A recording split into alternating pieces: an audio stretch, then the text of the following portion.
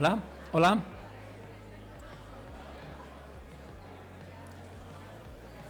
Hola, buenas tardes.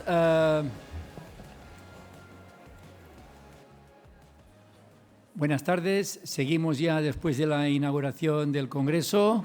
Los que acabáis de entrar, tomad asiento y bienvenidos y bienvenidas. Y damos paso a la primera ponencia del Congreso. Esta tarde tenemos la suerte de poder compartir un ratito, poder escuchar y dialogar con Yayo Herrero. Yayo, bueno, yo creo que no necesitaría presentación, pero en un congreso formalmente lo correcto es presentar a la persona que va a hablar, pero creo que la mayoría de nosotros y nosotras conocemos sus textos, la hemos leído y conocemos un poco su pensamiento y probablemente por eso está invitada en este congreso y queremos escuchar de viva voz sus reflexiones. Yayo Herrero es doctora por la Universidad del País Vasco, doctorando en Sociedad, Política y Cultura, antropóloga, ingeniera, profesora, activista, ecofeminista, autora de decenas de libros y colaboradora habitual con diversos medios de comunicación. Es socia de Garúa Sociedad Cooperativa, docente en diversas universidades españolas. Me decía que vive y disfruta hasta cierto punto de la vida de asociada con lo que conlleva de movilidad y de situación en la universidad. Es portavoz del Foro de Transiciones y activista en diferentes movimientos sociales, especialmente en el movimiento Ecologistas en Acción. Yayo es una de las investigadoras más influyentes, tanto en el ámbito español como en el ámbito europeo. Yayo nos recuerda que el mundo es el conjunto de vínculos materiales que permiten que existamos, que nos alimentan, que nos cuidan. Su mirada ecofeminista es, a su vez, denuncia y propuesta. Denuncia porque pone nombre a los relatos que invisibilizan el trabajo de cuidados, el sostenimiento de la vida y los límites físicos del planeta. Y propuesta porque reivindica nuevas formas de organizarnos, que ponen la vida y no el beneficio en el centro. Por ello propone una transición hacia un modelo económico diferente, que tenga en cuenta la inclusión social de todas las personas, compatible con la capacidad de regeneración de la naturaleza. En este sentido, nos invita a pensar cómo queremos habitar el tiempo que nos ha tocado vivir. Un tiempo en el que encontramos colapso, pero también comunidades que se abrazan, límites, pero también creatividad colectiva, vulnerabilidad, pero también que nos permite descubrir que uniéndonos esto nos da una fuerza increíble. Presentar a Yayo Herrero, pues, es presentar una manera de mirar el mundo que pone en cuestión lo que creíamos inamovible. Es el rechazo a una noción de progreso asociada al consumo, a la competición y a la acumulación. Es imaginar que otros futuros posibles que no dependan de la mercantilización de la vida y que apuestan por una sobriedad, la equidad y el respeto ecosistémico. Y es, sobre todo, una invitación a reconocernos como parte de un tejido vivo que solo podrá sostenerse si lo hacemos juntos, con cuidado, con justicia y con coraje, con formas de vida más lentas, sostenibles y solidarias, que respeten los límites del cuerpo humano y del planeta y que pongan en el centro el cuidado y el bienestar colectivos. Y con todo ello, a la educación, clave para transformar los imaginarios colectivos. Por eso, hoy, aquí, en un congreso de pedagogía social, es muy oportuno poder escuchar sus palabras y compartir esta ponencia con ella. Por mi parte, bienvenida, Yayo. Un placer poder estar en esta mesa contigo. El título de la ponencia es Educar para sostener la vida, entre la prisa y la urgencia. Muchas gracias.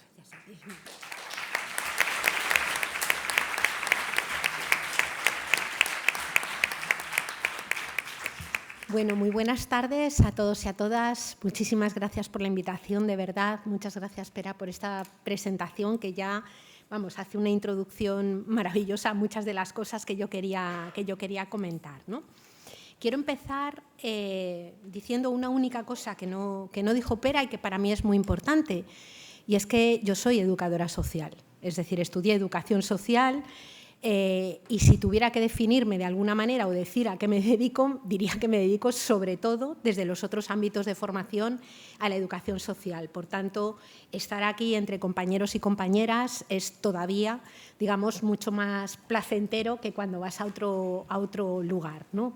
Muchísimas gracias de verdad por haberme invitado.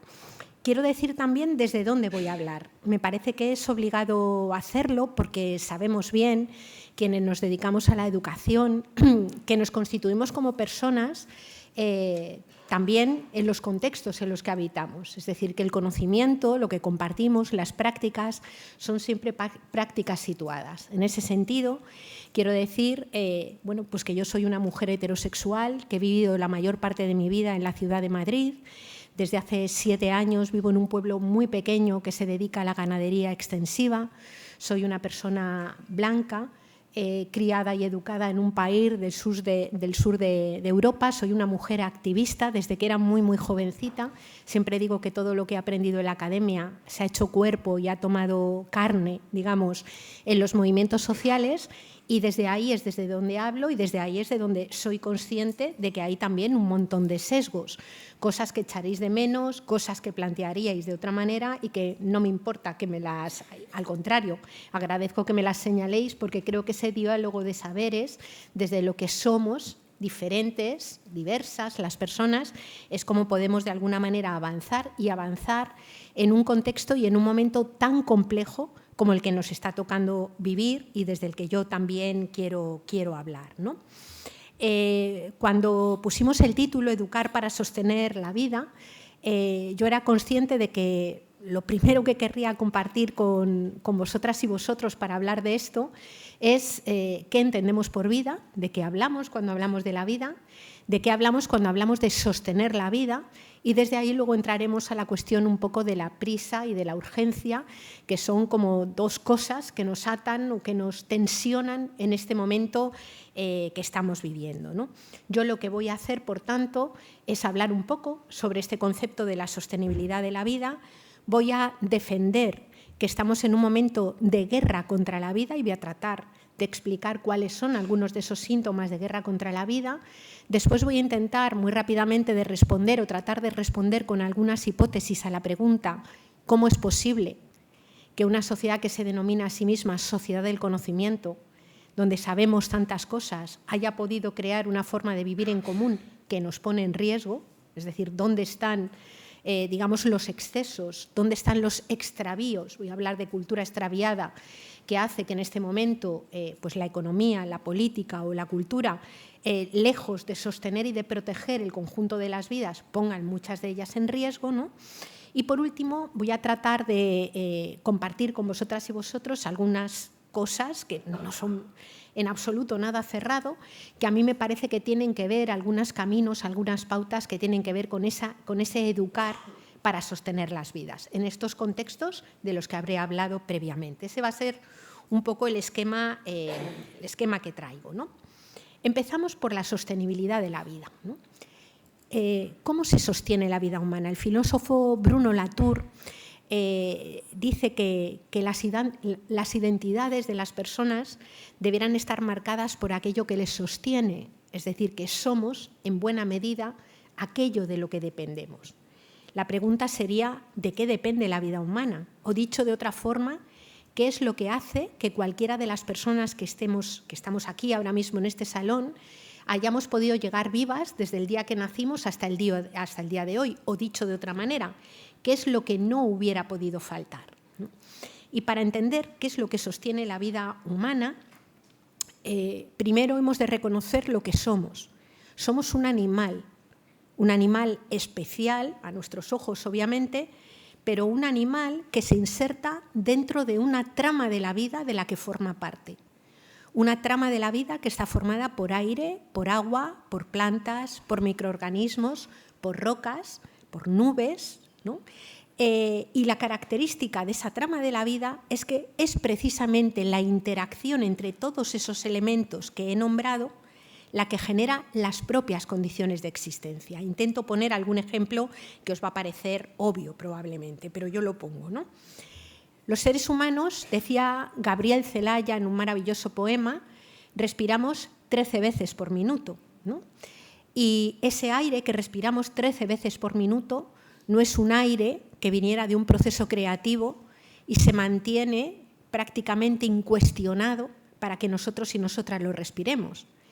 Ese aire que respiramos 13 veces por minuto es el resultado de la interacción entre las plantas, el sol, el agua, es el resultado de la fotosíntesis, es el resultado de un proceso que viene durando varios miles de millones de años, que es ajeno a la vida humana, no es afectado por la vida humana y de hecho ha sido condicionado por la vida humana, pero lo característico es que los seres humanos no lo controlamos a voluntad. Es decir, respiramos porque hay una trama de la vida en la que no interviene en ese proceso concreto la vida humana, que produce y reproduce el aire que necesitamos para estar vivos. Los seres humanos somos agua.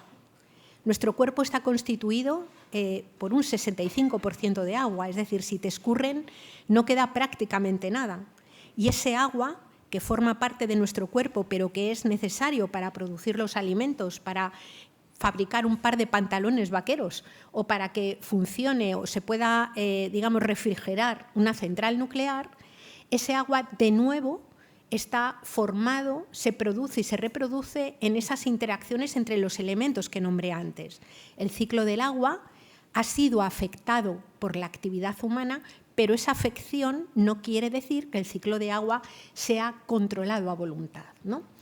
Los seres humanos comemos alimentos, las personas campesinas los cultivan, pero para que pueda existir el cultivo hay un proceso maravilloso que es el de la fotosíntesis, un proceso al cual le faltan, desde mi punto de vista, montones de canciones y de poemas en el mundo, porque es una especie, a mí me gusta decir que es como una especie de resurrección laica.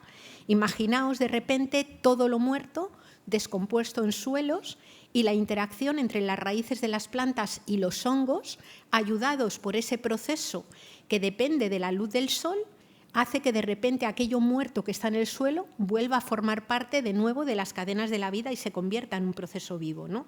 Es decir, no hay posibilidad tampoco de producción de alimentos si no es por esos procesos como el de la fotosíntesis, que de nuevo existe desde antes que existiera vida humana en la Tierra, ¿no? O los seres humanos utilizamos energía, la energía que nos mantiene iluminada, que ha permitido que lleguemos hasta aquí, en un coche, en un tren, en el medio de transporte que fuera, incluso si lo hacemos a pie o en bicicleta, esa energía del cuerpo, digamos, que depende de la propia alimentación, ¿no? Pero me voy a referir a esa energía que obtenemos para mover coches, para que funcionen las fábricas, para poder iluminar, ¿no? Para que haya inteligencia artificial, para que funcionen los ordenadores, que es una energía que de nuevo puede ser generada por los seres humanos. Podemos generar energía en una central nuclear, en una refinería de petróleo, en un parque eólico, ¿no? En una central hidroeléctrica, pero previamente hace falta que haya petróleo, carbón, gas natural, cobre, litio, neodimio, disprosio, es decir, una enormidad de minerales de la corteza terrestre que nadie ha producido. Existen en la corteza de la Tierra y los seres humanos lo que hacemos es extraerlo de la corteza de la Tierra. En realidad, la Organización de Países Productores de Petróleo debiera llamarse Organización de Países Extractores de Petróleo, porque nadie produce el petróleo. El petróleo lo produjo la propia actividad de nuestra Tierra en un proceso que duró 300 millones de años. El petróleo, el carbón y el gas natural son bosques enterrados y lo que hace la actividad humana, igual que con otros minerales, es extraerlo del suelo, ¿no? ¿Por qué hablo de esto, diréis, en una cuestión que tiene que ver con la educación social? Porque para poder hacer educación social, para poder educarnos, es fundamental saber lo que somos. Y somos sujetos ecodependientes, dependientes de una trama de la vida que es la que en primera instancia produce absolutamente todo lo que necesitamos para estar vivos y vivas. La vida humana es imposible fuera de la trama de la vida, la economía es imposible fuera de la trama de la vida, como la tecnología es imposible fuera de la trama de la vida. Como luego comentaré, hemos creado una cultura que sin embargo vive de espaldas a esa dependencia de la trama de la vida. Vivimos en una cultura que ha utilizado la tierra, que ha utilizado lo que hemos llamado naturaleza, lo que yo llamo trama de la vida, como si fuera un gran almacén de recursos a disposición de las economías, además las de algunos lugares más privilegiados, como luego veremos de la tierra, ¿no? Sin tener en cuenta que la vida humana, nuestra economía, nuestra tecnología es radicalmente inviable, imposible, fuera de esa trama de la vida que tiene límites físicos. Por tanto, somos un animal perteneciente a una trama de la vida que se autoorganiza y que tiene límites físicos. Pero además los seres humanos tenemos una segunda dependencia que viene dada por el hecho de vivir insertos, digamos, en otro territorio mucho más íntimo y más próximo, que es nuestro propio cuerpo. La vida humana es una vida encarnada. Es una vida que transcurre en cuerpos vulnerables. ¿Qué quiere decir que un cuerpo es vulnerable? Simplemente que es un cuerpo necesitado. Los seres humanos somos seres necesitados, desde que nacemos hasta que morimos. Necesitados de alimento, necesitados de agua, necesitados de energía, necesitados de relaciones, necesitados de cuidados, necesitados de afectos. Es decir, cuando todas esas necesidades no están cubiertas, lo que sucede es que la vida humana o no es viable y sucumbe, es decir, te mueres, o si se mantiene puede ser una vida precaria, es decir, una vida que cuesta vivirse. Todos los seres humanos tenemos necesidades y los únicos que no las tienen es básicamente porque previamente han muerto. Mientras estamos vivos, desde que nacemos hasta que morimos, somos seres necesitados. La educación, desde mi punto de vista, es una de esas necesidades. Nacemos probablemente seamos una de las especies que nace más inmadura y más cruda. Nacemos en un estado profundamente inmaduro y vulnerable. Una criatura recién nacida ha de aprender a vivir en sus primeros años de vida, pero incluso hemos de aprender a morir. Digamos que la educación es un proceso a lo largo de toda la vida humana que solo interrumpe la propia muerte. Y en tal sentido, siendo necesario aprender todo lo que necesitamos para poder vivir, la educación, en mi opinión, es también una necesidad humana. Y de hecho, tal cual la reconocen muchas teorías de las necesidades, como por ejemplo una de las que a mí me resulta más interesante, que es la de Max Neff, que incluye, digamos, y Elizalde también, la hicieron entre los dos, ¿no? Que incluye la cuestión de las necesidades como una cuestión completamente básica, ¿no? Entre estas necesidades, una específica que ha estado muchas veces muy oculta, no en estos ámbitos en los que nos reunimos nosotras y nosotros, que venimos de ámbitos en donde se es más consciente de ella, pero yo me querría detener un poquito, es la necesidad de cuidados, ¿no? Los seres humanos necesitamos cuidados a lo largo de toda nuestra vida y de forma mucho más intensa y específica en algunos momentos del ciclo vital. Una criatura recién nacida no puede sobrevivir a sus primeros años de vida si nadie se ocupa de ella, pero vivimos en sociedades en donde estamos llegando a ser muy mayores, tan mayores que a veces la vida de algunas personas es inviable si no reciben una enorme cantidad de cuidados de personas normalmente de otras generaciones alrededor.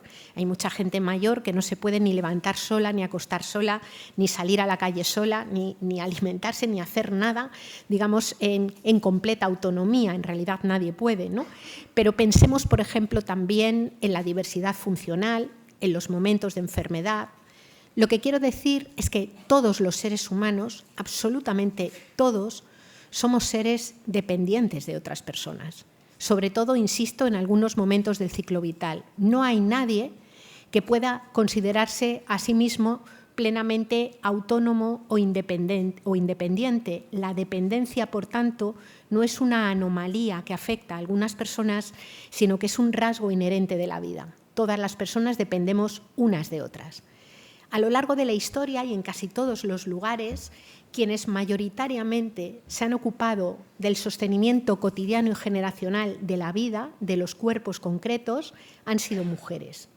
Y han sido mujeres, no en mi opinión, porque las mujeres estén mejor preparadas genéticamente o tengan más capacidades genéticas para ocuparse de cuidar a otras personas, sino porque vivimos en sociedades que han asignado de forma no libre, mayoritariamente a las mujeres, esas tareas del cuidado cotidiano de los cuerpos, ¿no? A partir de la educación, a partir de la socialización en el ambiente familiar, también dentro de las propias escuelas, a partir de una idea de amor muchas veces ligada a la renuncia, ligada a, digamos, a colocar los tiempos al servicio de los cuidados de otras personas, ¿no? O a veces incluso el miedo. Ayer era 25 de noviembre y bueno, sabemos bien que hay mujeres, muchas veces mujeres, que viven con miedo en los espacios que debieran ser los más seguros, ¿no? Que viven con miedo, a la vez que en esos espacios de miedo están encargadas de cuidar a otras personas, incluso a veces a las que les provocan miedo, ¿no? Por tanto, la cuestión del cuidado es una cuestión absolutamente crucial que, sin embargo, como veremos un poquito más tarde, ha estado históricamente bastante oculta, ¿no? Digo bastante oculta por cosas, por ejemplo, como que cuando se hace la encuesta de población activa, resulte que a una persona de estas denominadas amas de casa, que ha podido estar 50 años de su vida produciendo y manteniendo la vida dentro de un hogar las 24 horas del día y 365 días al año, se le puede llamar población inactiva. Y cuando se llega a la vejez, si se tiene derecho a cierta protección, por ejemplo, económica, no es porque tengas una pensión en función de lo que tú has hecho para sostener la vida, sino que si tienes protección económica es porque mantienes el vínculo con alguien que sí que ha hecho esa aportación en una parte o en un subconjunto de la vida que es el espacio laboral, que es un espacio absolutamente crucial, pero no es ni mucho menos el único espacio en el que se sostiene y se reproduce la vida. Este otro espacio donde se realizan tareas que históricamente no han sido denominadas trabajo. Hay mucha gente mayor que cuando le dicen a qué se dedica, cuando tiene que rellenar algún papel oficial, dice, no, yo no trabajo, son sus labores o mis labores, ¿no? Como si esa labor no fue una labor concreta y cotidiana de sostener la vida, ¿no? Por tanto, somos ecodependientes e interdependientes. Pertenecemos a la trama de la vida y no podemos vivir fuera de ella, y además pertenecemos a unos entornos comunitarios sociales en donde unas personas interactúan con otras haciendo posible esa reproducción cotidiana y generacional de la vida. Fuera de esa ecodependencia e interdependencia, la vida humana no es posible. Si esto convenimos en que es así, podríamos decir que en realidad una vida nacida en modo alguno constituye una certeza. Una vida nacida es una vida posible.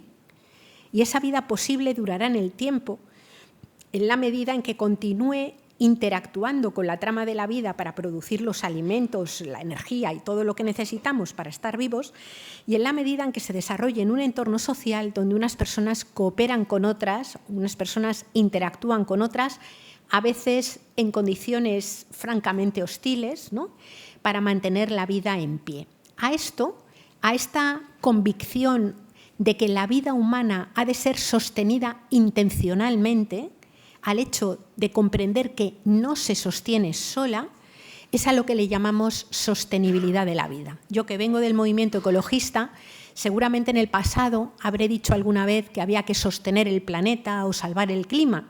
Con el tiempo me di cuenta de que yo estaba bastante equivocada, que el planeta se sostiene el solito, el clima se sostiene o cambia el solito, la trama de la vida se sostiene sola, y que más bien, si hablábamos de sostenibilidad, teníamos que pensar en cómo vamos a sostener vidas humanas y otras vidas también, las de otros animales y otras plantas, en un contexto en el que la trama de la vida de la que formamos parte está siendo obligada a cambiar hacia unos lugares que son absolutamente imprevisibles y que en modo alguno están controlados. Por tanto, la sostenibilidad de la vida son los procesos económicos, políticos y sociales que hacen que la vida humana, todas las vidas humanas, sean una prioridad y estén en el centro. Es decir, es la forma de organizar la vida en común que tiene como absoluta prioridad la existencia de vidas que se vivan con dignidad, que merezcan la pena vivirse, que de alguna manera merezcan la alegría de ser vividas. No es cualquier tipo de vida, no es una vida precaria, no es una vida explotada. Cuando hablamos de la sostenibilidad de la vida, hablamos de cómo construir vidas, digamos, que nos merezcan la pena, ser vividas. Y ojo, que solamente cada cual es quien puede decir si merece o no ser vivida la vida que vive. Nadie lo puede decir de otras personas, ¿no? Decía al principio que estamos viviendo un momento que yo creo que puede decirse que es de verdadera guerra contra la vida. Y voy a referirme al menos a 3 dimensiones de esa guerra contra la vida para tratar un poco de ejemplificar a qué me refiero, ¿no?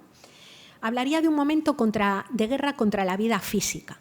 Es decir, dije antes que somos seres que respiramos, nos alimentamos, dependemos del agua, dependemos de la energía y todas esas cosas en ese momento están en riesgo o sometidas a procesos de cambio, ¿no?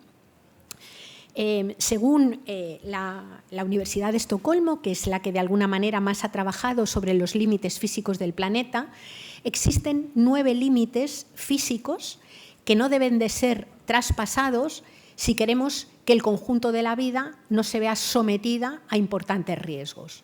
De los 9 límites planetarios de los que habla la Escuela de Estocolmo, 7 están ya superados. La superación de cada uno de ellos, por separado, ya pone en riesgo partes importantes, jirones importantes de la vida. La superación de 7 es una emergencia absolutamente brutal, que es la emergencia a la que estamos sometidas y sometidos ahora mismo, ¿no? La dimensión, digamos, más conocida porque ha sido más trabajada es la que tiene que ver con el caos climático, ¿no? Se han cambiado, digamos, las formas de organizarse los ciclos naturales y esto está provocando importantes transformaciones en el conjunto de la vida, ¿no? Quienes viváis en zonas de campo sabéis que hay pues flores que florecen en los frutales antes de tiempo y no han nacido las larvas de los insectos que las tienen que polinizar, o que hay pollitos que eclosionan de sus huevos antes de que hayan nacido las larvas de las que se tienen que alimentar. Sabemos que toda la vida existieron danas o gotas frías, pero que en este momento son más frecuentes y más intensas. Sabemos también que los incendios han cambiado también su dinámica. Cuando ahora se queman los bosques o se quema la vegetación, se quema de una forma diferente porque los ciclos naturales han cambiado y las composiciones en materia seca o en agua de la vegetación son distintas, ¿no? Es decir, ha cambiado radicalmente las reglas que organizan todo lo vivo. Eso no quiere decir que la vida esté ni mucho menos condenada a la extinción. Lo que quiere decir es que las condiciones biofísicas a las que está adaptada nuestra especie y muchas otras especies de las que dependemos han cambiado. Y nosotros y nosotras, la especie humana, no hemos brotado como un champiñón en el planeta, sino que somos parte de un proceso de coevolución y estamos adaptadas a las condiciones biofísicas previas, no a estas. Por tanto, digamos, tenemos por delante las importantes tareas de adaptarnos a condiciones cambiantes y, desde mi punto de vista, intentar frenar las dinámicas que todavía agravan más la circunstancia, ¿no? Sabemos bien que hay en este momento y en el mundo, en la sociedad, discursos, sobre todo en los ámbitos mediáticos y en las redes sociales, en donde la pugna entre la información que muchas veces ofrece la ciencia y las tesis que muchas veces se plantean como negacionistas están en tensión y cuesta a veces entender qué es lo que está sucediendo, ¿no? Yo hace poco participé en una mesa redonda en la que había una persona que tenía tesis claramente negacionistas, ¿no? Y decía que lo del cambio climático y todas estas cosas que era una pamplina. Fue muy curiosa la intervención porque primero se tiró media intervención suya, que teníamos cada una de las personas 15 minutos, se tiró insultando y demás a las personas que planteaban este tipo de teorías, es decir, que hablaban de los límites.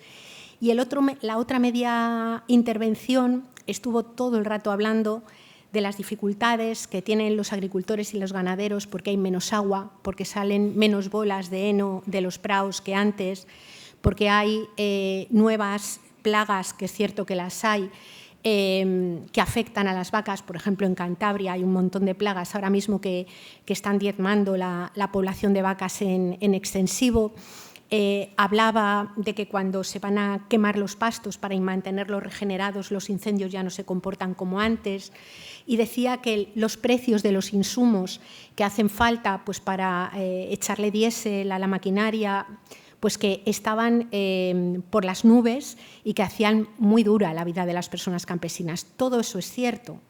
Todo eso es el resultado de la emergencia climática y de la crisis ecosocial. Lo que quiero decir con esto es que incluso las personas que más hablan desde tesis negacionistas, de aquí en adelante nunca más van a dejar de poder hablar de energía, de minerales, de agua, de incendios, de calores, de nuevas plagas, ¿no? Es decir, se llame como se llame, quieras nombrarlo o no lo quieras nombrar, lo cierto es que, como dice Isabel Stengers, nos encontramos en un momento, ella lo llama de la intrusión de Gaia, es decir, donde de repente la trama de la vida que siempre existió y siempre lo condicionó todo, se ha hecho presente y ya no se puede dejar de hablar de ello, ¿no? Aunque sea para negar y sea para decir que lo que pasa con el agua o pasa es normal, pero la cosa es que ya nunca más se va a poder dejar de hablar de ello, ¿no? Un segundo elemento al que me quería referir en esta dinámica de guerra contra la vida física tiene que ver con una cuestión mucho menos trabajada y, sin embargo, absolutamente crucial, que es lo que tiene que ver con la superación en los límites de extracción de energías y de minerales. El petróleo, el carbón, el gas natural y todos los minerales son finitos. Y lo que ha sucedido es que en los últimos 200 años, pero sobre todo en los últimos 70 u 80 años, los niveles de extracción de minerales han sido brutales, hasta el punto de que las minas de las que era más fácil extraer petróleo, carbón o gas natural u otros minerales son minas que están parcialmente agotadas. Probablemente jamás se acabe el petróleo, jamás podamos decir que la última gota de petróleo se ha acabado, pero sí que han finalizado o que se han agotado aquellas minas de las que era fácil económica y energéticamente poder extraer petróleo. Es decir, que llegue un momento en el que hay que gastar más energía en extraer energía de la que se obtiene, es básicamente lo mismo que decir que hemos llegado a límites de extracción o agotamiento. En ese punto estamos, y esta es una cuestión crucial. Una segunda dimensión de la guerra contra la vida es la que tiene que ver, y yo creo que nosotras, aquí me voy a entretener menos porque por el tipo de personas que estáis aquí lo conocemos bien, es una guerra contra las condiciones de vida de las personas, ¿no? Vivimos un momento en el que las desigualdades están, sobre todo en los últimos años, creciendo de forma intensa.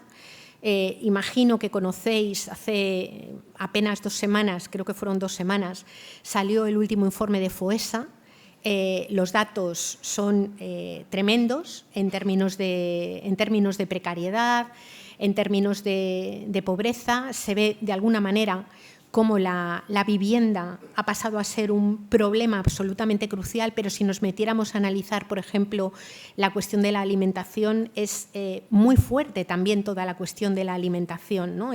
Cómo hay como una función básica como es la de la nutrición, en muchas ocasiones y no es una novedad, pero en muchas ocasiones ha sido sustituida por llenar la tripa, que no es exactamente lo mismo. Por supuesto que llenar la tripa es importante, pero hacerlo con alimentos suficientes y de calidad es absolutamente fundamental para mantener la salud y es un elemento del derecho básico, ¿no? Yo querría solamente, puesto que es una cosa que conocemos mejor por ser quienes estamos aquí, ¿no? Sí querría decir que una cuestión clave que yo voy viendo informe de FOESA tras informe de FOESA es que el empleo ya no garantiza estar a salvo de la precariedad y de la pobreza. Esto sí que me parece que es muy importante tenerlo en cuenta para pensar el qué hacer, ¿no? Es decir, muchas de las personas que están en condiciones de pobreza estructural son personas que tienen un empleo y no llegan a final de mes. Y que eso se produce además en un estado en el que durante los últimos años el sueldo mínimo interprofesional ha subido varias veces. Lo que pasa que, aparte de las trampas que se puedan hacer con los sueldos, te encuentras con que si el sueldo mínimo va subiendo, el precio de la vivienda, de los alimentos, de los insumos y por momentos, aunque ahora están más contenidos, por ejemplo, de las energías, hacen que por mucho que suba el salario, las condiciones vitales sigan siendo extremadamente precarias. Obviamente, conocemos bien cómo funcionan los mapas de opresiones y la interseccionalidad en las pobrezas cuando estamos hablando de personas migradas, de hogares, por ejemplo, encabezados por mujeres, o estamos hablando de personas ya de por sí que vienen con lastres de pertenencia a clases populares previos o todas esas cosas a la vez, digamos que la precariedad se intensifica de una forma importante, ¿no? Querría decir que además hay una realidad que se liga mucho con lo que antes que comenté con la crisis de la vida física, que tiene que ver con cómo también está cambiando la dinámica migratoria, ¿no? Por supuesto que el proyecto migratorio es un proyecto que está amparado por la Declaración de los Derechos Humanos, es decir, es un derecho el de migrar, ¿no?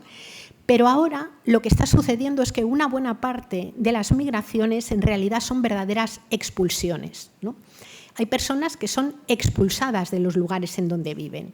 Son expulsadas porque el cambio climático los hace invivibles. No sé si estáis siguiendo estos días las noticias, a mí me tiene bastante impresionada, ¿no? Teherán, que es una ciudad en la que viven 18 millones de personas, se encuentra con una crisis hídrica brutal y se estaban planteando incluso en la necesidad a lo mejor de evacuar a varios millones de personas de la ciudad, ¿no? O sea, imaginemos lo que es una ciudad de 18 millones de personas.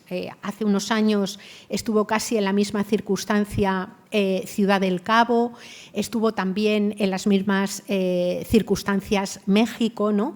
Es decir, estamos en unos momentos en los que hay unas dinámicas de verdadera expulsión, gente que se ve expulsada, no solamente por cuestiones biofísicas, sino a veces también por los extractivismos, ¿no? Si miramos de dónde vienen la mayor parte de las materias primas que abastecen a la Europa rica, los países nos van a sonar un montón. Venezuela, Colombia, Siria, Libia, Rusia, Ucrania, Nigeria, Congo. Es decir, estamos hablando de lugares que en este momento están, digamos, atravesados por profundos conflictos, por profundas tensiones, ¿no? Que violentan enormemente la vida en los territorios y que fuerzan la salida de mucha gente de ellos, ¿no? Ese proceso de expulsión que no se ve, además, digamos, tratado políticamente por los lugares de privilegio. Si la valla que rodea a la Europa rica, además de no dejar entrar a las personas migrantes, no dejará entrar a energía, minerales, pesca o materiales, la Europa rica no dura ni 2 meses, ni 2 meses. Todos, absolutamente todos los países que hoy llamamos ricos, desarrollados, son países que viven con muchísimos más recursos de los que hay en sus propios territorios. Y, por tanto, hay una parte de la desigualdad y de la violencia que tiene que ver con una dinámica neocolonial, digamos, que consiste en extraer cantidades ingentes de bienes de la tierra, también trabajos de personas, digamos, al servicio de los lugares de privilegio. Dentro de esa extracción podríamos hablar también del propio trabajo de cuidados. El trabajo de cuidados, cuando no se ha hecho dentro de los hogares de forma gratuita y se ha hecho pagado, ha sido un trabajo históricamente migrante. Primero las chicas de los pueblos que venían a servir a las ciudades, y posteriormente, cuando la economía se globaliza y las fronteras se extienden, personas, mayoritariamente mujeres, que vienen muchas veces de los mismos países de los que provienen las materias primas que sostienen el metabolismo económico. Es decir, mucha de la gente que está cuidando en unas condiciones extremadamente precarias vienen de países, los mismos países de los que vienen las materias primas, ¿no? Junto con esa cuestión de la expulsión forzosa, querría hablar de la vuelta de tuerca que estamos viviendo en este momento, ¿no? Que tiene que ver con la naturalización de la guerra. Es decir, las políticas, por ejemplo, europeas de rearme, empiezan a hacer de la guerra una posibilidad en los imaginarios de mucha gente, y no solamente una posibilidad, sino un motor económico, un motor de recuperación económica, ¿no? No se sostiene, desde mi punto de vista, que se hable de guerra para justificar el rearme, o que se hable de la amenaza de Rusia a Europa para justificar el rearme, teniendo en cuenta que solamente los países europeos de la OTAN multiplican por varios números el armamento que tiene Rusia. Es decir, no es una cuestión de tamaño, es una cuestión de por dónde haces crecer la economía en el momento que estamos viviendo, ¿no? Y yo creo que ahí tenemos un problema importante. Para mí el paradigma es lo que está sucediendo en la Franja de Gaza con el genocidio contra el pueblo palestino, ¿no? En donde nos encontramos con un proceso que no arranca el 7 de octubre de 2023, sino que arranca, digamos, con la invasión colonial del territorio palestino hace un siglo por parte de un país, Inglaterra, que es el que lo invade, ¿no? Y que se lo cede después a un grupo europeo sionista que quería allí instalar un determinado proyecto utópico, digamos, construido desde su propia mirada, ¿no? A partir de ahí, lo que se ha venido viviendo en el territorio palestino ha sido un proceso sistemático de ocupación y expulsión de gente del territorio, ¿no? Digo de ocupación porque básicamente el ejército de Israel, acompañado por personas que aspiraban a colonizar más territorio, ¿no? Iban llegando a los lugares, expulsaban a la gente de sus casas, se quedaban con el nuevo lugar a ocupar, y así el territorio que ya de una forma, según muchos analistas, injusta, en 1948 Naciones Unidas había otorgado al pueblo palestino, se ha ido viendo cada vez más pequeño, ¿no? Ahí operan, digamos, la invasión también de los Altos del Golán para quedarse con el agua que se necesitaba para regar los cultivos de Israel. Es decir, yo creo que ahora mismo en la Franja de Gaza se está escenificando una verdadera distopía, que no es solamente una distopía contra el pueblo palestino, que obviamente lo es y eso es lo fundamental, sino que viene a ser, en mi opinión, como una especie de aviso de navegantes de lo que pasa en un contexto de un planeta en plena crisis psicosocial y translimitado, ¿no? Claro, podemos preguntarnos de dónde arrancan algunos de estos, de dónde arrancan algunas de las causas de un proceso como este, ¿no? Y yo voy a formular algunas hipótesis, ¿no? que pueden ser sometidas, obviamente, como cualquier cosa que diga, a discusión, ¿no? La primera es que nuestra cultura, la cultura occidental, la cultura a la que pertenecemos, es una cultura que en un momento determinado se desgajó y se desconectó de la pertenencia a la tierra. Somos una cultura que no se siente parte de la trama de la vida, que ha aprendido a mirar la naturaleza y los cuerpos desde la exterioridad, desde la superioridad y desde la instrumentalidad, como si no formáramos parte de la tierra, como si estuviéramos jerárquica y moralmente por encima de ella, y como si la tierra y la trama de la vida de la que formamos parte fuera simplemente un gran almacén de recursos, ¿no? Nuestra filosofía, desde Platón hasta la filosofía de la modernidad, pensadores como Descartes, como Newton, como Bacon, ¿no? Nos han enseñado a separar la razón del mundo físico en el que nuestra razón opera, que son nuestros cuerpos y la trama de la vida, como si pensáramos desde fuera de ahí, ¿no? ¿Cómo describe Francis Bacon, el conocimiento? Francis Bacon dice: el conocimiento es poder. Y para conocer necesitamos torturar a la Tierra para arrancarle todos sus secretos y conseguir así dominarla y estremecerla hasta sus fundamentos. Es decir, es una forma de entender el conocimiento que directamente se liga al control y al dominio de la trama de la vida de la que formamos parte, ¿no? El extremo básico de este dominio y de además colocar la esperanza en la posibilidad siempre de fuga es este supermacho galáctico que es Elon Musk, que de alguna manera, dando la Tierra por perdida, se viene a plantear que la solución va a ser empezar un proceso similar en otro planeta, en este caso en Marte. Dice Elon Musk, dentro de entre 60 y 100 años, SpaceX, que es mi empresa, será capaz de colocar 1 millón de personas en Marte.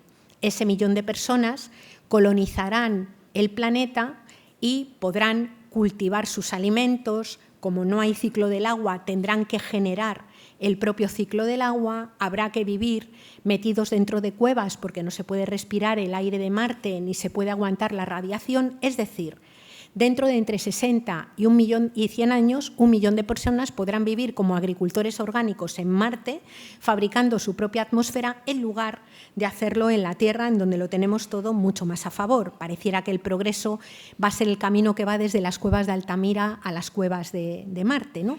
Pero al loro, dice, dentro de entre 60 y 100 años, 1 millón de personas. Somos 8.200 millones de personas. Es un proyecto supremacista que se enuncia con una ligereza brutal y ante el que no genera un escándalo tremendo que haya una persona, ojo, que no estamos hablando de una persona más o menos lunática, nunca mejor dicho, o marciana, que esboza estas ideas, sino que ha tenido el poder de, digamos, reconstruir o remodelar la administración pública del país más poderoso del mundo, de los Estados Unidos. Es decir, no estamos hablando de ninguna tontería, ¿no? Por tanto, somos una cultura que se siente fuera de la Tierra, que no se siente parte de ella, que cree y la mira solamente, digamos, desde la lógica de la explotación. Y no solamente eso, sino que somos y hemos creado una cultura en donde las personas nos creemos, hemos alimentado una especie de fantasía de la individualidad. Pensamos que somos sujetos que podemos ocuparnos de nosotros mismos, sujetos que no dependemos de otras personas, sujetos que, según y cómo, no estamos obligados a ocuparnos de otras personas. Para mí eso es la esencia de la cultura patriarcal. La cultura patriarcal es alimentar la fantasía de poder vivir, digamos, desconectados de la Tierra, como si no estuviéramos insertos en cuerpos que necesitan atenciones y cuidados y desconectados del resto de las personas, como si no tuviéramos también obligaciones hacia otros cuerpos. El privilegio de poder vivir bajo esa falsa triple emancipación es el privilegio del sujeto patriarcal, que a lo largo de nuestra historia ha estado mayoritariamente encarnado en cuerpos de hombres, pero, ojo, también puede encarnarse en cuerpos de mujeres, ¿no? Para mí, esa es otra dinámica clave. Estas dos, digamos, características de nuestra cultura se ligan a la hora de conformar una forma de organizar la cultura material, que es el capitalismo. Para mí, el capitalismo es el avatar de una cultura antropocéntrica y patriarcal. No hubiera, desde mi punto de vista, podido haber salido en otra cultura que no tuviera esas características, ¿no? ¿Y en qué consiste el capitalismo? Y no voy a hablar del capitalismo en términos, digamos, económicos solo, me refiero como antropología. El capitalismo como antropología lo que defiende es que solamente tiene valor aquello a lo que se le puede asignar un precio. Solamente tiene valor aquello que puede ser pagado, comprado y vendido en el mercado. Claro, problemas de esto, todos. ¿Cuánto vale el ciclo del agua? ¿Cuánto vale la capa de ozono? ¿Cuánto vale el trabajo que hacen mayoritariamente mujeres llamadas amas de casa? ¿Cuánto vale la fotosíntesis? Todo eso que no tiene precio dentro de los mercados es absolutamente invisible dentro del marco de las economías. Y es invisible aunque sea explotado y al ser invisible, por no tener precio, que es lo único que miran las economías, directamente lo que sucede es que su deterioro permanece invisible, ¿no? El capitalismo podríamos definirlo, digamos, o metaforizarlo con la lógica de un iceberg. En un iceberg sabemos que la parte que está por encima del agua, la que flota, la visible, es la más pequeñita y que es mucho más grande todo lo que hay debajo oculto, sosteniendo a flote la parte visible. En el iceberg de la economía está todo lo que se compra y se vende, está el salario, está la prima de riesgo, están las inversiones, están los préstamos y debajo, con una cantidad, con un tamaño mucho más grande, está la extracción de bienes y recursos de la tierra que hacen falta para sostener a flote la economía, y está también la incautación de una cantidad ingente de horas de trabajo que se realizan en las comunidades y en los hogares, entre otras cosas, para producir un bien básico para la economía, que es la propia mano de obra. Solamente las personas y los bienes de la tierra son visibles en la economía cuando empiezan a tener precio, porque son denominadas materias primas o manos de obra. Previamente, digamos, no son valores económicos. Por tanto, nuestra economía, y lo voy a decir de una forma muy simplona, vendría a ser algo parecido a esto. Aquí invierto X euros, aquí pasan cosas y aquí tengo una cantidad de euros que tiene que ser mayor que la que invertí. La producción es lo que obtuve, los euros que obtuve menos los que invertí. El gran problema antropológico del capitalismo es que da igual lo que pasa en el medio. Da igual producir bombas de racimo que toneladas de trigo, da igual extraer petróleo que generar energía renovable, da exactamente igual lo que se produzca. Lo importante es que genere dinero. El problema es que lo que está en el medio es lo que supuestamente sirve para satisfacer necesidades humanas. Es decir, el capitalismo lo que hace es cortar el cordón que liga la producción con la satisfacción de las necesidades. No necesariamente lo que se produzca tiene que satisfacer necesidades humanas o es lo más necesario para satisfacer las necesidades. Por eso tenemos economías que hacen crecer de una forma monstruosa el turismo industrial, por ejemplo, y nos encontramos con estas declaraciones que hacen a veces camareras de hotel, donde dicen, mira, lo mismo que me da el salario es lo que me quita todo lo demás. Lo que no me permite tener vivienda, lo que no me permite poder entrar en un bar del barrio, lo que no me permite poder comprar los alimentos que creo que puedo tener. O transforman, por ejemplo, en algo monstruoso el propio modelo energético.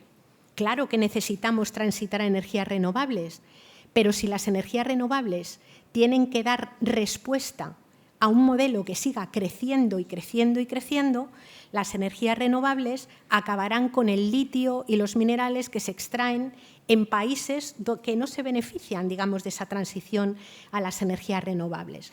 Necesitamos un concepto de producción que esté ligado a las necesidades humanas.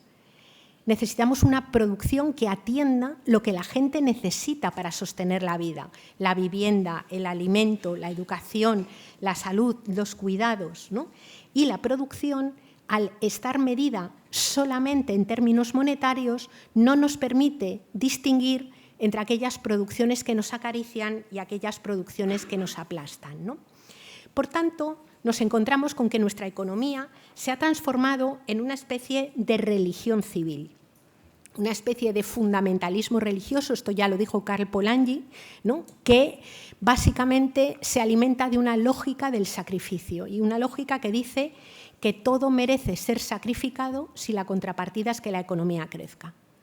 Por eso basta con amenazar con que se van a perder puestos de trabajo o que no se van a crear o que no va a crecer la economía para que básicamente sociedades enteras transijan con la vulneración de los derechos, transijan con cambios en las normas laborales que les perjudican, transijan con convertir la vivienda en un negocio en donde puede haber casas vacías, pero la gente, sin embargo, no tiene casa, o transijan con convertir en una cosa sagrada en términos antropológicos como el comer en una mercancía, ¿no? Ese es el problema que tenemos.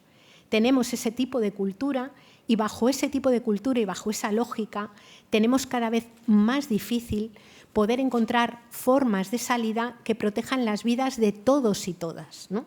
Lo que estamos viviendo ahora, la emergencia, digamos, de este racismo desatado, de esta emergencia, desde mi punto de vista, de esta crueldad exhibida brutal. ¿Quién iba a imaginarse que íbamos a ver personas por hablar español en Estados Unidos atadas con cadenas como los de las colonias penitenciarias que están en las películas del siglo XIX, deportadas en aviones o encerradas en jaulas custodiadas por policías armados hasta los dientes?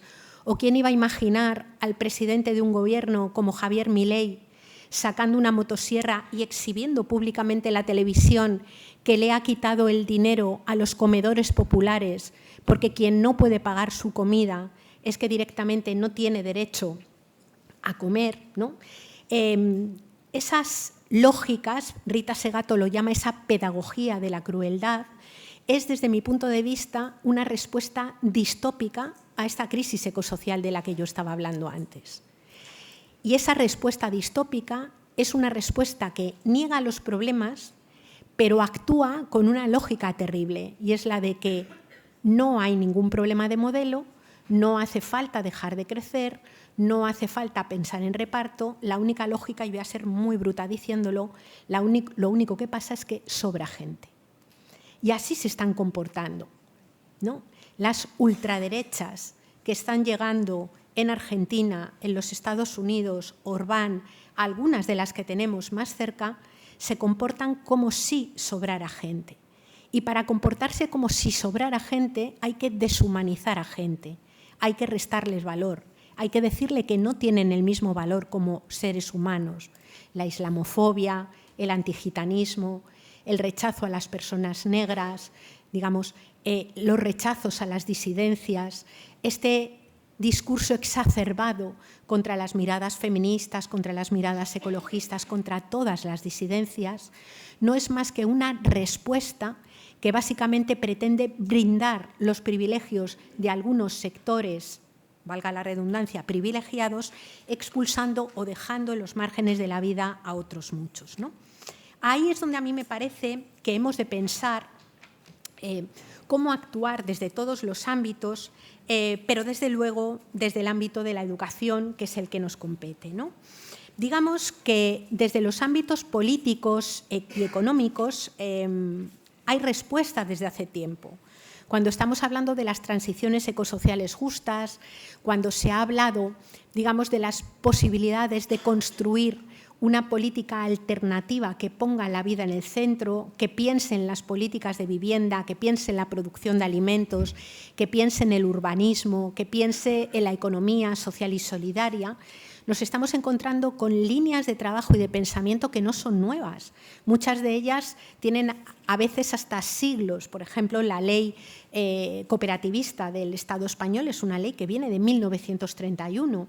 Y hay en algunos lugares del Estado español importantes territorios, uno de ellos es Cataluña, pero también lo es el País Vasco, donde una parte importantísima de la economía está centrada en modelos cooperativos. Es decir, no es verdad que no existan, existen. Lo que sí es verdad es que cualquier modelo que en un contexto de crisis ecosocial y de superación de límites físicos quiera apostar porque todas, absolutamente todas las personas puedan tener cubiertas de una forma razonable sus necesidades, es un modelo que va a tener que pensar en esas necesidades, que va a tener que hablar de redistribución, y hablar de redistribución no es solamente pensar en que reciban y tengan lo que necesitan aquellas personas que no lo tienen, es simplemente que en un modelo que tiene límites físicos, aquellas personas que tienen mucho más de lo que les corresponde han de tener límites. Y ahí es donde está el problema.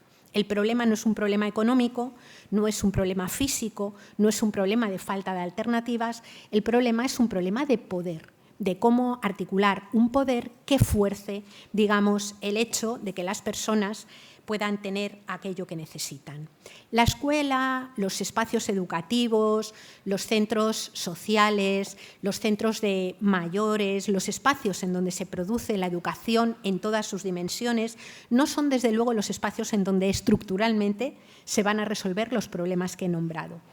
Pero son espacios que juegan un papel fundamental a la hora de hacer algo que es clave, que es conseguir disputar la hegemonía cultural, digamos, y los imaginarios que no permiten cambiar las cosas, que hacen que la forma de funcionar que yo he descrito sea descrita como la única posible, ¿no?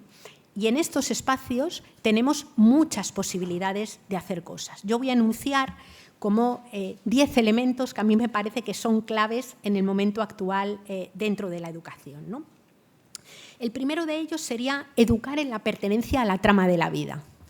Necesitamos educar personas que se sepan parte de la vida, que se sepan que forman parte, digamos, una parte además humilde, todo se ha dicho de paso, una parte humilde de la trama de la vida, que no hay vida posible sin esa naturaleza de la que formamos parte. Esto significa comprender que somos sujetos que dependen de la luz del sol, que somos sujetos que viven en ciclos naturales que se cierran y que han de cerrarse para poder permanecer, que somos sujetos que de alguna manera vivimos asentados sobre esa lógica de la trama de la vida. La segunda dimensión tiene que ver con educar desde y para el cuidado de la vida. Es decir, el cuidado de los cuerpos no es una tarea solo de mujeres. El cuidado de los cuerpos no es una tarea que haya de ser resuelta solamente dentro de los ámbitos familiares. De hecho, en los espacios educativos se cuida mucho más de lo que se habla de cuidados. Y yo creo que es fundamental poner la lógica del cuidado como una política clave y hablar de su redistribución, de su reparto y del cuidado de las vidas en sentido amplio. En tercer lugar, educar en el sentido comunitario y en la cooperación. A mí me parece que esto es crucial. En la vida, por supuesto, que en la naturaleza hay competencia entre especies, pero mucho más que competencia entre especies hay cooperación. Somos sujetos que existimos gracias a lógicas de cooperación, incluso dentro de nuestro propio cuerpo. Somos un saco de bacterias desde la boca hasta el ano. Y si no tuviéramos todas esas bacterias, que son seres vivos en nuestros cuerpos, ni digerir, ni respirar, ni hacer absolutamente nada podríamos. El conjunto de la vida es, sobre todo, un patrón sistémico de cooperación. Y en ese sentido, educar para la construcción colectiva es fundamental. Y educar para la construcción colectiva significa entrenar las competencias para poder resolver conflictos, que vamos a tener muchísimos.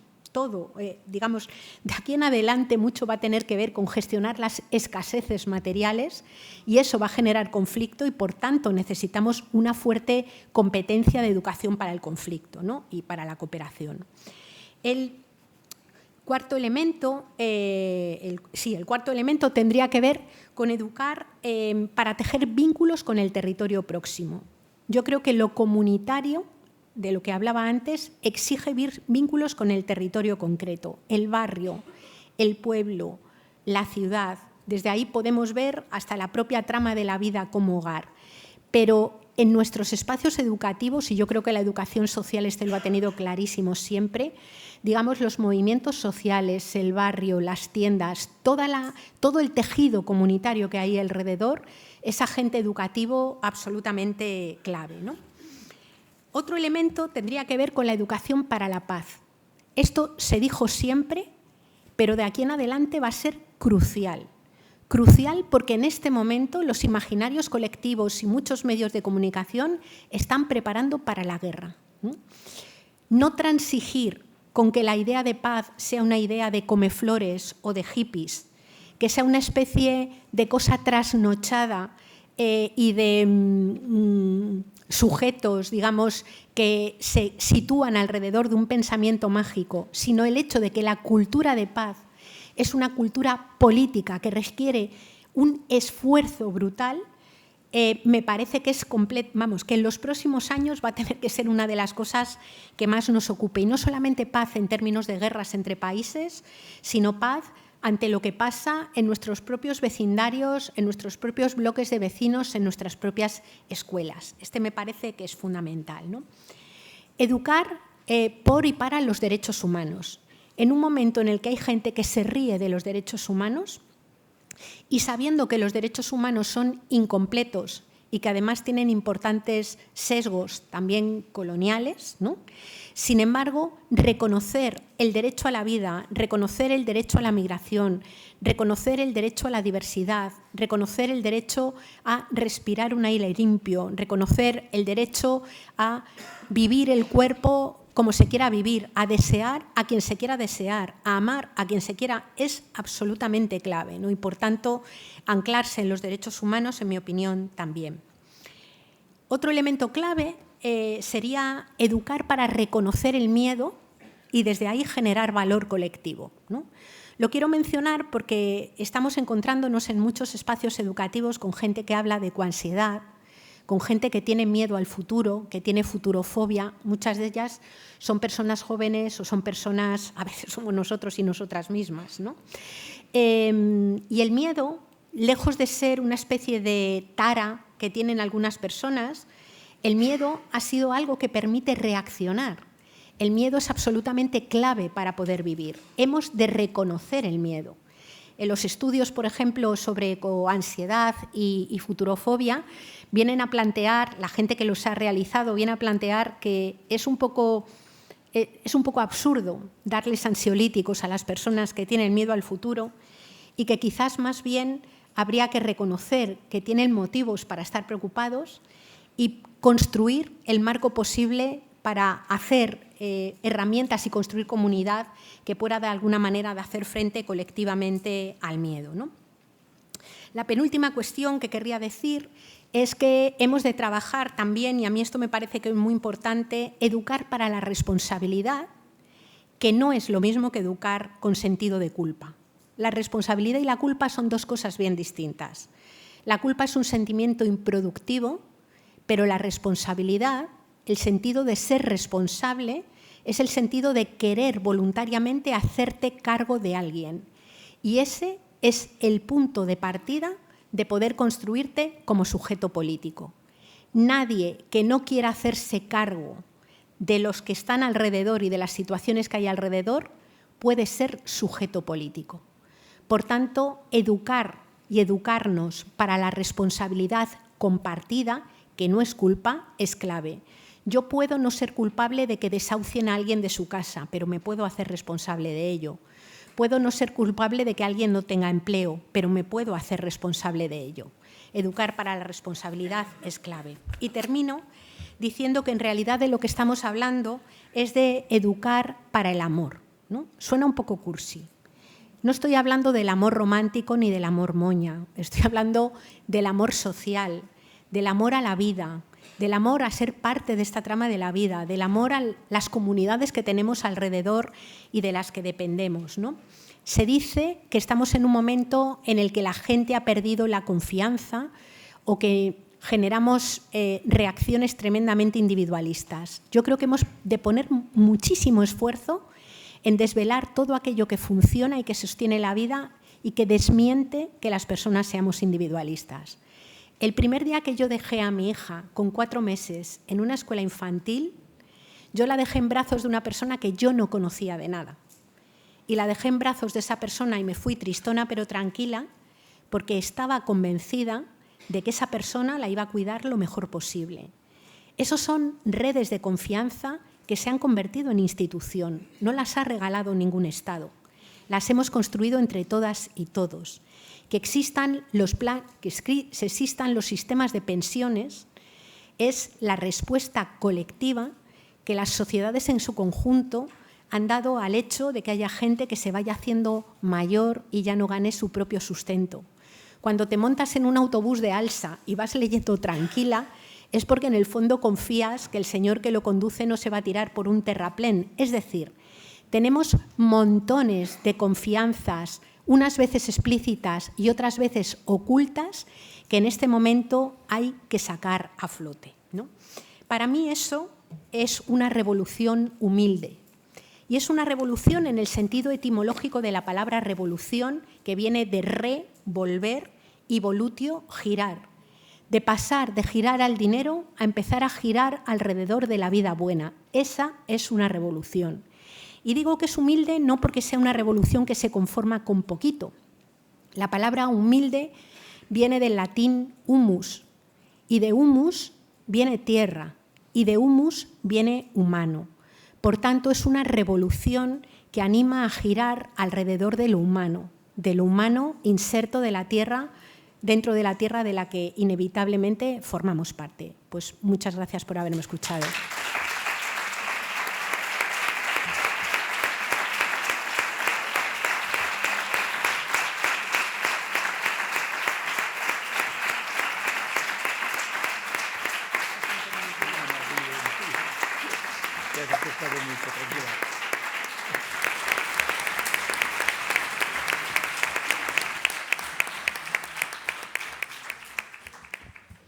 Muchas gracias, Yayo. Además, ha sido disciplinada. Tenía el cronómetro aquí y se ha ajustado al minuto, yo diría. Muy bien, muchas gracias. Y tenemos unos minutitos para poder dialogar, como decíamos al principio, con ella.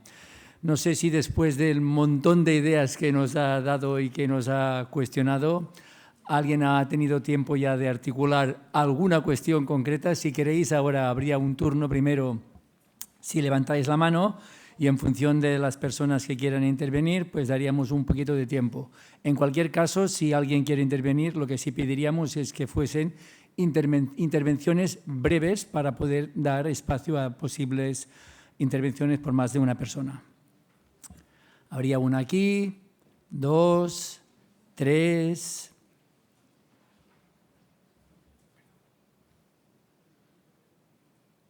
3, de momento 3, muy bien. 1, 2 y 3.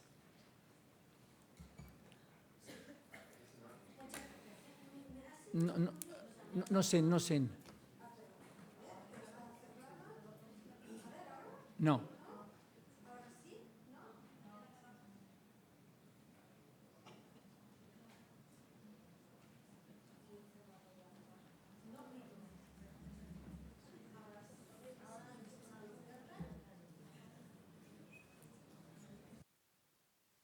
Sí, muchas gracias.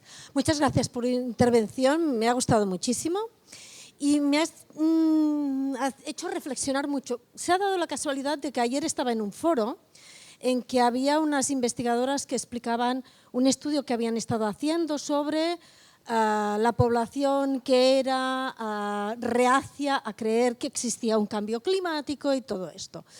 Y al final la conclusión a la que llegaba la investigadora era que tenemos que intentar separar un poco el discurso que estamos haciendo para intentar convencer a la población de los temas políticos, porque estamos teniendo una población que se está polarizando, tenemos a muchos jóvenes que se nos están yendo a la derecha y si va el discurso muy vinculado a la política, los vamos a perder, ¿no? Entonces intentaban. Yo creo que en el fondo, ¿no?, esta polarización surge precisamente de que tenemos una población mundial que no va a llegar hasta su máximo hasta el 2060-2100, los recursos económicos y naturales los estamos agotando, empieza a haber mucha presión, empieza a haber mucho movimiento migratorio y ahí surgen esas respuestas egoístas y la gente se acaba yendo, ¿no? Entonces, en mi cabeza no acabo de ver cómo le vinculamos y el otro elemento es la solidaridad intergeneracional, porque mucha de esta gente que es negacionista o que piensan esto no va a suceder hasta dentro de 50 años, dices, vale, pero tus hijos y tus nietos, ¿qué? Y no sé si también deberíamos poder tocar más este punto, ¿no?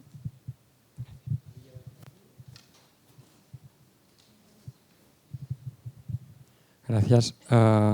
Muchas gracias por la conferencia, muy completa, además con este cierre de estos apuntes, estos 10 puntos para la educación, ha sido muy acertado. Uno, no se sent, no? Vale, me interesa. Bueno, ¿ahora se oye? Sí, bueno, disculpas. No, muchas gracias a la ponente por esta excelente intervención y además muy claro el cierre, cómo ha vinculado con la educación y con la pedagogía social. Vinculado al miedo, ¿no? Dentro de ese decálogo de la educación hemos hablado de futurofobia y de ecoansiedad, pero creo que también es importante, y estaba muy vinculado a todas las otras propuestas que se han dicho sobre educación, también el miedo de la gente que está, que es desde otra perspectiva, desde otro paradigma, ¿no? Pero aparte de la futurofobia y la ecoansiedad, hay mucha gente que está abrazando a la ultraderecha porque tiene miedo al otro, ¿no? Entonces, de alguna manera, ha salido con las otras cosas, pero yo lo veía, el abordaje, también tenemos que abordar ese miedo e intentar pues, entenderlo para combatirlo, ¿no? Y después también, desde, no solo desde la perspectiva de la comunidad, sino también desde la perspectiva de nuestros estudiantes. Nosotros, bueno, muchos de nosotros estamos trabajando con estudiantes de pedagogía y educación social y por primera vez lo íbamos viendo, ¿no? Y era incipiente, pero por primera vez nos encontramos con discursos abiertamente antimigrantes, discursos de miedo, pero es que al final hay un miedo ahí. Entonces, quería conocer un poco también tu perspectiva de este miedo, aparte de la ecoansiedad y la futurofobia, desde qué manera podemos combatir ese miedo que da fuego a la ultraderecha.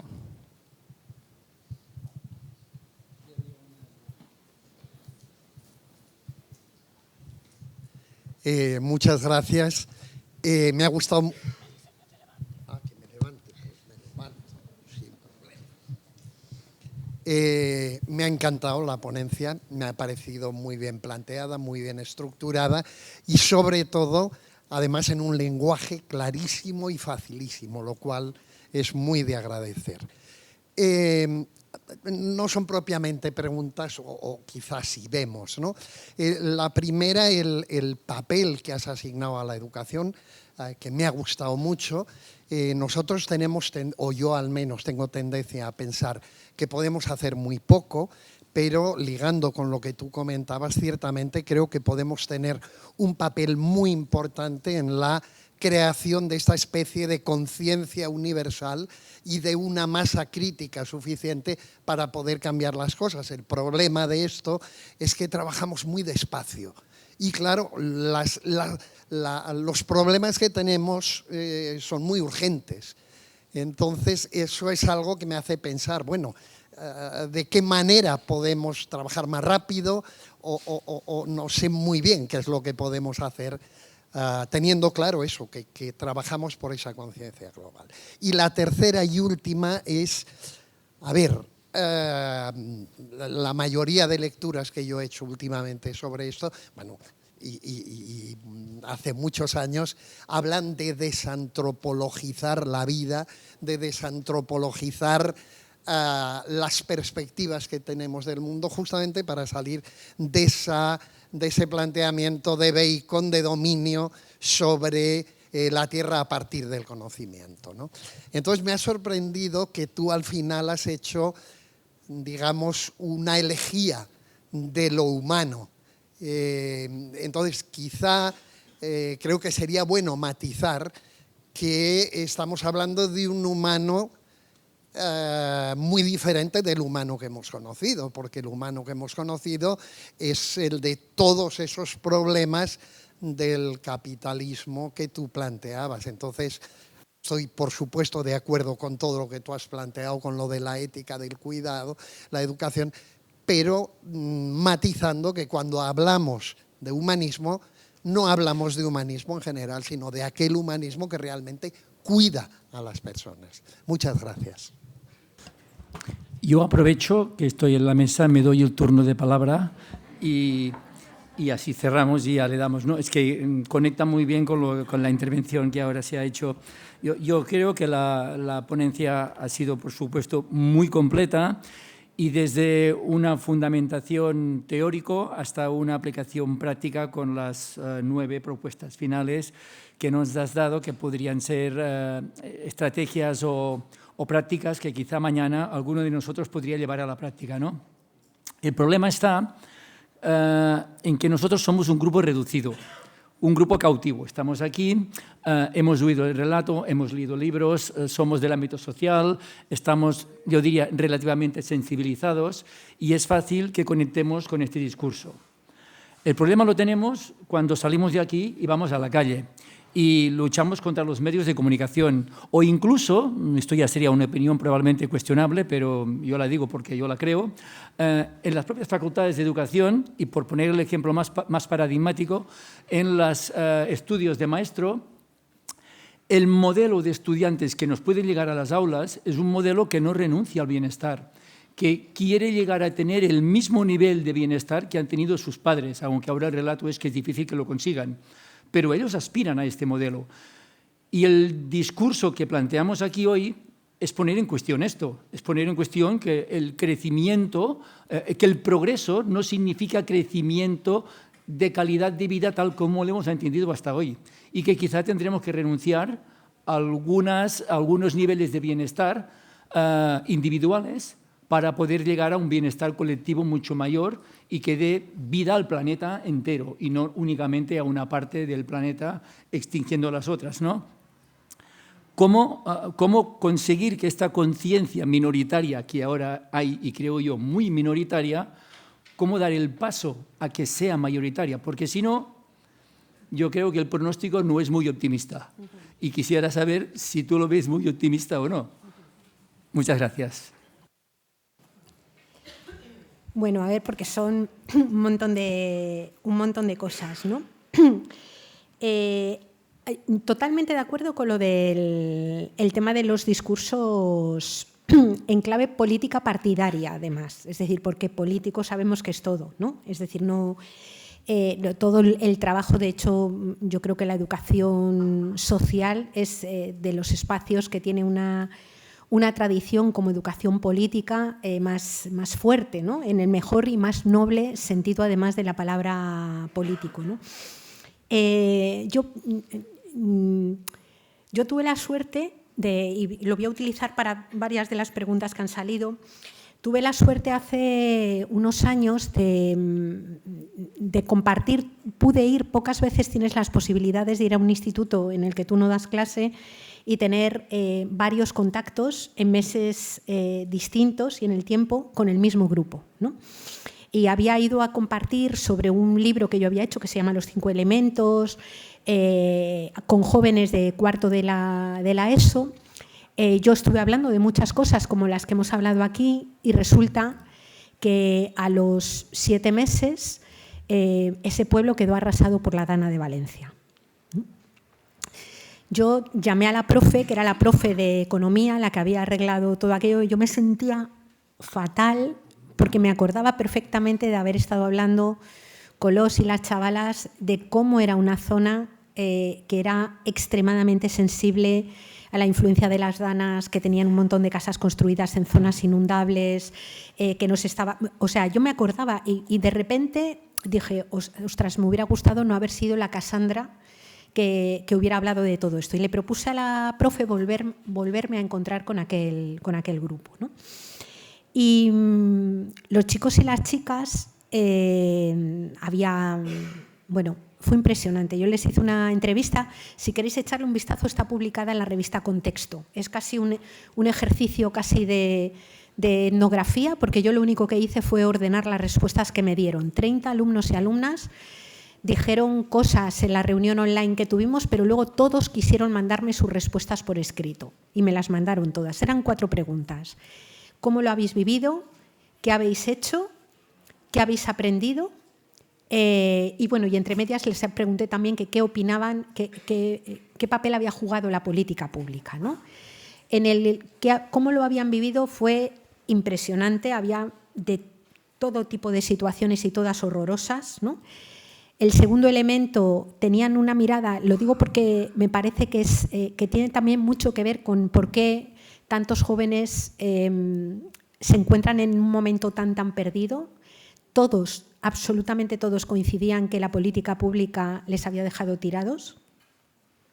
Lo digo porque parte de las desafecciones y de lo que le está pasando a mucha gente joven tiene que ver con verse en mundos donde las sociedades adultas, que se supone que les tienen que proteger y sacar la cara por ellos, tienen la sensación de que les están dejando tiradas, que se están viendo obligados a vivir en una cornisa. Yo ahora os comentaré otra historia de por dónde lo veo, ¿no?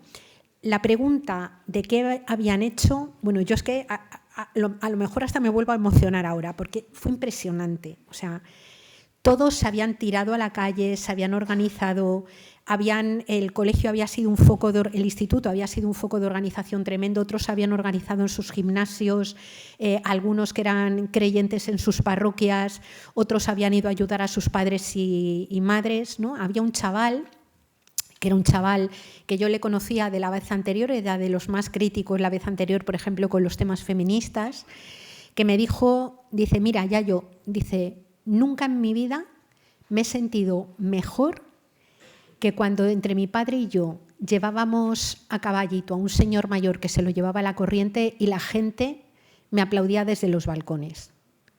Dice, nunca me he sentido ni mejor ni más importante. Y este chaval, que decía que, me había contado que quería ser militar, ahora decía que se quería dedicar a temas de protección civil y temas de salvamento y todas estas historias, ¿no? Y luego en el que habían aprendido, todos dijeron, he aprendido lo que es el cambio climático, que existe y que agrava las condiciones propias de nuestro lugar, y he aprendido que formo parte de una comunidad. He aprendido que la gente que vive alrededor de mi casa, aunque a mí me parezca que les importo poco, cuando pasa una cosa de estas se desviven por mí. He aprendido que la gente que vive alrededor mío también me importa a mí, ¿no? Lo que quiero decir con esto es que los chicos y las chicas son buenos chicos y chicas, en su mayoría. Están muy perdidos, tienen miedo y tienen motivos para tener miedo. Están muy enfadados en muchas ocasiones y tienen muchos motivos también para estar muy enfadados, ¿no?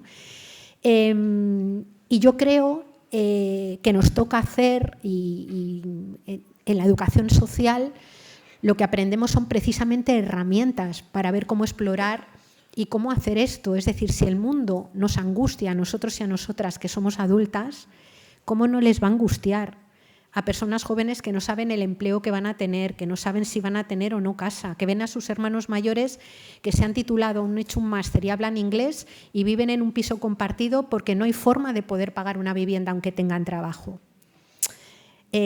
Por tanto, yo creo que hay una cosa que he aprendido con estos chavales y con otros que ahora os contaré, con estos chavales ha sido que hay que confiar en ellos.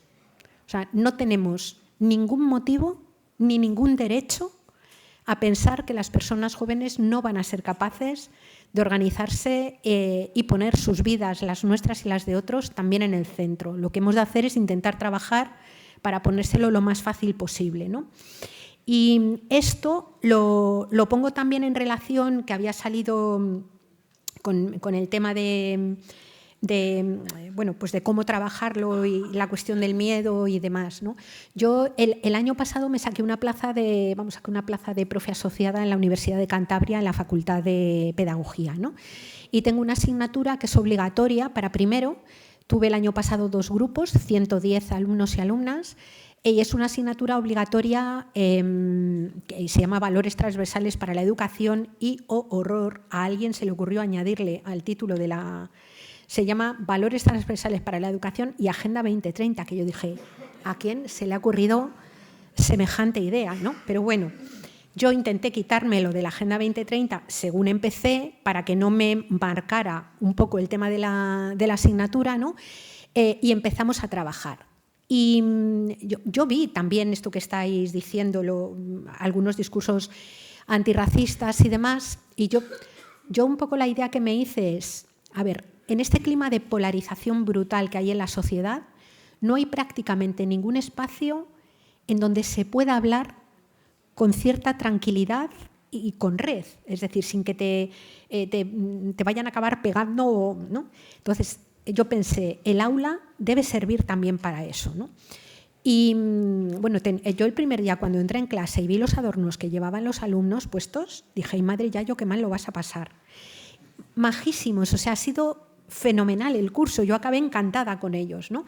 Y pensando en por dónde entrar y cómo entrar a la cuestión de las necesidades y de la sostenibilidad de la vida me pareció clave. O sea, lo que trabajamos al principio fue sobre las necesidades humanas, es decir, qué necesitan los seres humanos para estar vivos con dignidad, ¿no? ¿De dónde sale todo lo que los seres humanos necesitan para estar vivos con dignidad. Y llegamos directamente a toda la cuestión que tenía que ver con la tierra y la trama de la vida. La cuestión de los cuidados, descubrir el tema de los cuidados, les entusiasmó.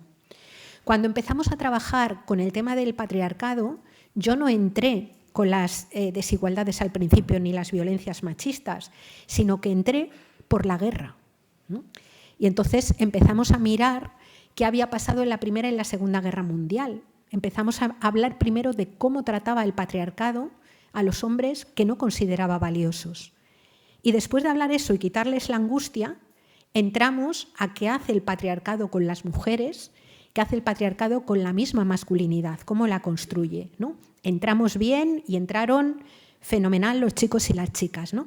Y cuando habíamos trabajado eso y tenían el concepto de la sostenibilidad de la vida, lo que hicimos fue una especie de taller. Yo les puse en grupos y les dije, quiero que os imaginéis en 2040, ¿qué queréis ser y cómo queréis ser?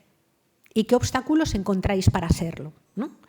Y yo me relajé muchísimo porque los chicos querían tener una casa, querían poder hacer un viaje de vez en cuando, querían ser maestros y buenas maestras, querían tener amigos, tenían miedo a que se murieran sus padres, tenían miedo a no tener nunca casa, tenían miedo a no aprobar la oposición y tenían miedo a muchas cosas, y con ese mapa de miedos fue con el que construimos toda la crisis ecosocial, ¿no? Entonces, cuando entramos a la parte de la ética, el tema fue decir, bueno, aquello que vosotros queréis para vosotros en 2040 debiera ser posible para cualquiera. Nadie discutió la idea. Y a partir de esa idea de aquello que quiero para mí debiera ser posible para todo el mundo, empezamos a trabajar la cosa de los límites y cómo hacerlo. Y sin histerias, porque es verdad, al hilo de lo que tú planteabas, es verdad que nuestra vida, queramos o no queramos, va a sufrir, la de los 8.200 millones de personas, una contracción material.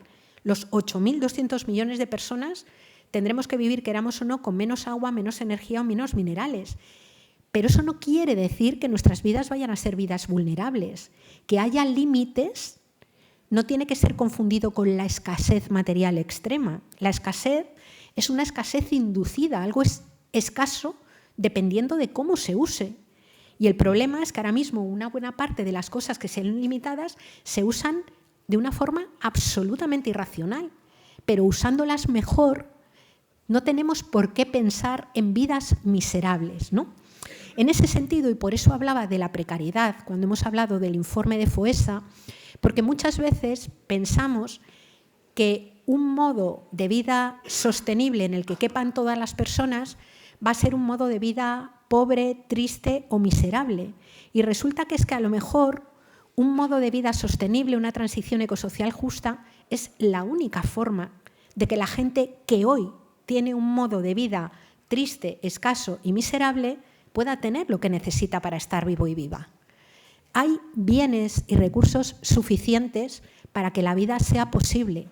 Lo que no hay es bienes y recursos suficientes para que haya sectores de la población que viva como existieran 11 planetas. Es decir, podemos y cabemos en el planeta. Y parte de la formación tiene que ver con que se entienda, y mis alumnos el año pasado lo entendieron fenomenal, se entienda pues, que el petróleo es escaso, que piensen en de dónde viene, de dónde se saca, que piensen, por ejemplo, en de dónde viene la energía que se utiliza en el Estado español, que descubran que aquí dependemos en un 85% de bienes de otros lugares. Y hablar de cosas que yo creo que a veces también nosotras y nosotros mismos no hemos querido hablar. Es decir, cuando a mí, por ejemplo, una alumna, que su madre es limpiadora, me decía, es que las personas que vienen de otros países le han terminado quitando el trabajo a mi madre, ¿no? Y las respuestas que hemos dado desde los sectores progresistas ha sido siempre que no, que las personas migrantes solamente le hacen los trabajos, que a mí me repatea cuando se dice eso, hacen los trabajos que nadie quiere hacer. Y eso es un error decirlo, porque es verdad que los jornaleros del campo, por ejemplo, cuando hay personas que no tienen papeles, son susceptibles de ser explotadas de tal manera que han terminado generando problemas con las personas que antes eran jornaleras. La respuesta no es decir, es mentira, no te quitan el trabajo. La respuesta es decir, peleémonos todos porque esta gente tenga papeles, porque tengan todos los derechos, y esa será la forma de que una panda de sinvergüenzas no pueda aprovecharse de quien no tiene papeles, le pague una mierda y al pagarle una mierda te deje a ti también sin trabajar. Yo creo que hay que reconocer que hay problemas, hay que reconocer que hay tensiones y hay que reconocerlo incorporando a las personas migrantes como sujetos de derecho. Desde mi punto de vista, creo que hay un trabajo importantísimo sindical a hacer con las personas migrantes, con las personas que limpian, con las personas que son explotadas porque no tienen papeles, pero para defender entre todos y todas que esas personas han de tenerlo, que han de tener procesos de regularización para que no se puedan aprovechar de ellas y al paso de aprovecharse de ellas, aprovecharse del resto que ya no puede trabajar en esas mismas condiciones, ¿no? Por tanto, bueno, yo creo que de todas esas cosas tenemos que aprender, ¿no? Y creo que las facultades de educación también, es decir, yo en la facultad de educación, donde yo estudié educación social, era flipante las cosas que tenías que escuchar. Es decir, yo creo que en algunas facultades de económicas no se oyen cosas tan duras y a veces tengo la sensación de que, pero esto es solamente una sensación, o sea, yo me pregunto qué es lo que está pasando para que una buena parte del profesorado esté tan apático y participe de una forma tan poco activa en dar respuesta social aparte de las cosas que estamos viviendo. En otros momentos las universidades han sido focos de pensamiento y de actividad y poder, y creo que en este momento no lo son. Supongo que en algún momento algo saltará, pero me parece que es ahí. Y me voy a callar porque nos pasamos en el tiempo, no porque haya terminado de contestarle todo.